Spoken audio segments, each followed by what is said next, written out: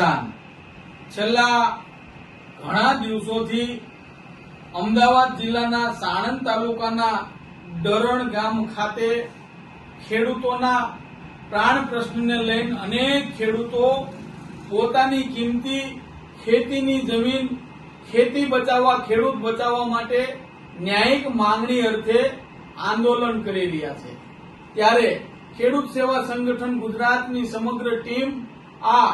અમદાવાદ જિલ્લાના સાણંદ તાલુકાના ડરણ ગામના ખેડૂતોના સમર્થનમાં અને આ બેરીમૂંગી સરકાર ખેડૂત વિરોધી સરકાર સામે લડતા યોદ્ધાઓના દર્શન કરવા માટે આજે તારીખ 28/6/2026 ના રોજ આ ખેડૂતોના સમર્થનમાં સાણંદ ડરણ ગામ મુકામે જવા પહોંચ્યા છે। ત્યારે અમારી ટીમની ખેડૂત સેવા સંગઠન ગુજરાત અને સમગ્ર ગુજરાતના ખેડૂતોની એક જ માંગ છે। સમગ્ર ગુજરાતની અંદર ગુજરાત સરકારે હાલ અત્યારે અસંખ્ય વીજ કંપનીઓ હોય, પવનચક્કીવાળા હોય, મોટી પાણીની પાઇપલાઇન હોય, ગટરની લાઈનો હોય કે પછી સોલાર પ્લેટ વાળા હોય, એને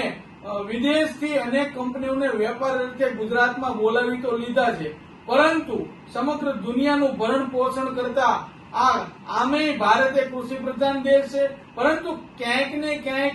એક ધારું ખેડૂતનું શોષણ થાય, ખેડૂતના ઉભા પાકને નુકસાન થાય, જેથી કરીને ખેડૂતો આત્મહત્યા કરવા મજબૂર થયા છે। ત્યારે ખેડૂત સેવા સંગઠન ગુજરાતની આ ડરણ ગામે જે